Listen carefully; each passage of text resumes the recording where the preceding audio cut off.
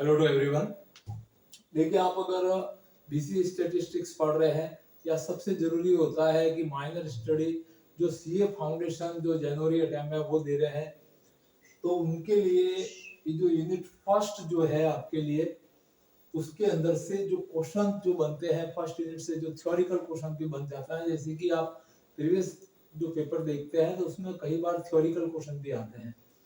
तो स्टैटिस्टिक्स का जो फर्स्ट यूनिट है उसके अंदर method of collecting primary data है। तो वैसे जो थ्योरिकली जो एग्जाम देते हैं, जैसे इकोनॉमिक्स या बीकॉम पढ़ते हैं, तो उनको इन क्वेश्चनों को लॉन्ग आंसर में भी पूछा जाता है। तो मेन बेसिक पॉइंट आपको ध्यान होने चाहिए, और जो कंपटीशन दे रहे हैं ऑब्जेक्टिव सेंस में, उनको कहाँ कहाँ पे फोकस होना है ये ध्यान देना है। तो देखिए, स्टार्ट करते हैं method of collecting primary data से। फर्स्ट है डायरेक्ट पर्सनल इन्वेस्टिगेशन, मतलब डायरेक्टली जो एनिमेटर जो रिसर्चर्स है जिसको डेटाज की रिक्वायरमेंट है, रिलेटेड डेटाज, तो वो पर्सनली विजिट कर सकता है। लेकिन ये लिमिटेड एरिया में ही ये मेथड यूजफुल होता है, कि जिसके अंदर बहुत कम एरिया, क्योंकि पर्सनली जब उसको इन्वेस्टिगेशन करना है तो वो इतना ज्यादा ट्रैवलिंग नहीं कर सकता है। तो पर्सनल विजिट है वो लिमिटेड एरिया में पॉसिबल है। तो इसलिए ये मेथड फर्स्ट मेथड है, इसमें आपको ध्यान रखना है कि पर्सनल विजिट होती है और ये लिमिटेड एरिया के अंदर यूजफुल रहता है। सेकंड है indirect oral investing, that means ये कॉन्ट्रैक्ट बेस्ड थर्ड पार्टी से कॉन्ट्रैक्ट किया जाता है और वो अपने को डेटा है वो प्रोवाइड कराती है। उसके बाद करस्पॉन्डिंग और लोकल एजेंसीज, इस मेथड का यूज है वो मोस्टली न्यूज़पेपर के अंदर होता है, जहां डेटा आपको डेली मंथली या वीकली डेटा की रिक्वायरमेंट रहती है, तो वो लोकल एजेंसीज के थ्रू डेटा है वो कलेक्ट करते हैं। दैट इज प्राइमरी डेटा का ये मेथड है, ये न्यूज़पेपर के लिए यूजफुल रहता है। अब जो सीए फाउंडेशन दे रहे हैं उनके लिए ऑब्जेक्टिव में क्वेश्चनरीज एंड शेड्यूलर, इन दोनों के ऊपर क्वेश्चन कई बार पूछा गया है। बेसिकली दोनों में कोई फर्क नहीं होता है, दोनों ही क्वेश्चन शीट होती है। में से जिस तरह का अपना फील्ड होता है रिसर्च का, उसके अकॉर्डिंग क्वेश्चन सेट किए जाते हैं। अब इसमें होता क्या है, दोनों को मेल कर सकते हैं या हैंड टू हैंड भी ले सकते हैं काम में। कि क्वेश्चनरीज जो होती है ये filled by informants, that means आपका जो अपोजिट जिससे आप डेटा ले रहे हो उसकी नॉलेज पर आधारित होती है। जैसे कि आप रिसर्चर हो और आप किसी से डेटा लेने गए, तो जो आपकी जो क्वेश्चन सेट होगा उसको फिलअप करेगा। जस्ट आप सोच सकते हैं कि कोई एग्जाम होता है तो स्टूडेंट से उसका डेटा इंफॉर्मेशन लेनी होती है कि इसकी ग्रेजुएशन क्या है पर्टिकुलर सब्जेक्ट में, तो उसको एक क्वेश्चन पेपर दिया जाता है, उसको अपन एक क्वेश्चनरीज मान सकते हैं। और वहां पे जो फिलअप होते हैं आंसर वो बाय स्टूडेंट होता है। दैट मींस इसको अपन कह सकते हैं कि फील्ड बाय इंफॉर्मेंट, ये बेसिक फर्क है क्वेश्चनरीज और शेड्यूलर में। शेड्यूलर में एन्यूमरेटर होता है, मतलब जो इसको डेटा की रिक्वायरमेंट है जो इकट्ठा कर रहा है वो खुद इन क्वेश्चनों को फिल करता है। जैसे कि कोई भी अपने गवर्नमेंट ऑफ इंडिया के डेटा है जो पॉपुलेशन के डेटा इकट्ठा किया जाता है, या बीपीएल एपीएल के जो इनके प्लान्स होते हैं गवर्नमेंट स्कीम के अकॉर्डिंग, तो घर घर डोर टू डोर इन्वेस्टिगेशन होता है।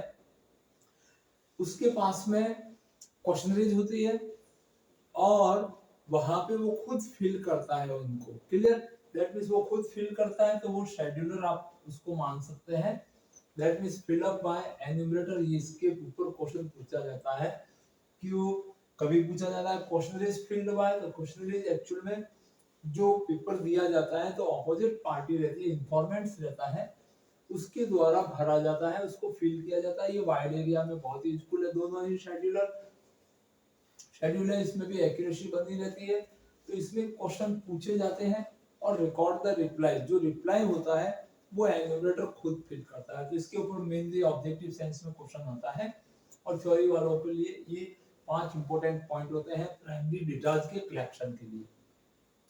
अब source of secondary data, secondary data आपको कहीं से लाने नहीं होते, ऑलरेडी पब्लिश्ड डेटा है जो कई प्रकार से पब्लिश करते हैं। कई ऑर्गेनाइजेशन है, नेशनल इंटरनेशनल ऑर्गेनाइजेशन, इनको पब्लिश करते हैं। वहां से आप डेटा को अपने फील्ड के अकॉर्डिंग सिलेक्ट करके उठा सकते हैं। तो जैसे ये publish by various national and international organisation है, उनके द्वारा पब्लिश होते हैं। इसमें आपको कहीं पे भी कोई भी मेहनत नहीं करनी है या इन्वेस्टिगेशन करने नहीं जाना होता, ऑलरेडी इन्वेस्टिगेशन हो चुका होता है और उसके अकॉर्डिंग डेटा आपको पब्लिश मिलते हैं। सेंट्रल या स्टेट गवर्नमेंट होते हैं, जैसे कि लाइक इकोनॉमिकल सर्वे है या ईयरली प्लान जो गवर्नमेंट के होते हैं उसके रिकॉर्ड रहते हैं, वहां से आप उनको डायरेक्टली ही उठा सकते हैं। नेक्स्ट है इंटरनेशनल पब्लिकेशन। तो इसके अंदर जैसे आईएमएफ क्या होता है, थोड़ा इकोनॉमिक्स स्टूडेंट है तो उनको ध्यान होना चाहिए। आईएमएफ की full form UNO, WTO, WHO जो हेल्थ ऑर्गेनाइजेशन है, ट्रेड ऑर्गेनाइजेशन, ये ऑर्गेनाइजेशन अपने रिलेटेड फील्ड के डेटा जो उनको पब्लिश रखते हैं, वहां से आप उसको काम में ले सकते हैं, स्टैटिस्टिकल मेथड उन पे अप्लाई कर सकते हैं।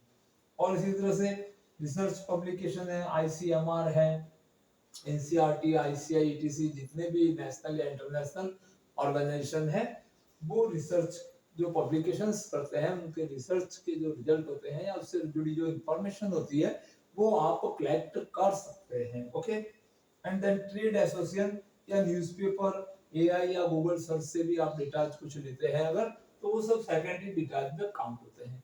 तो देखिए ये फर्स्ट यूनिट का पार्ट था कि डेटा का कलेक्शन और उनके सोर्सेज क्या होते हैं, उसके बारे में अपन ने इस वीडियो में जाना है। बने रहे हमारे चैनल पे, रेगुलरली आपको वीडियो मिलते जाएंगे। कभी बीच में ब्रेक एग्जाम के कारण से आ गया था कि जैसे बीच में जो इंजीनियरिंग वालों का एग्जाम थे तो उस रीजन से हम वीडियो दे नहीं पाए, तो इस तरह से अब आपको रेगुलर आपको वीडियो मिलते रहेंगे।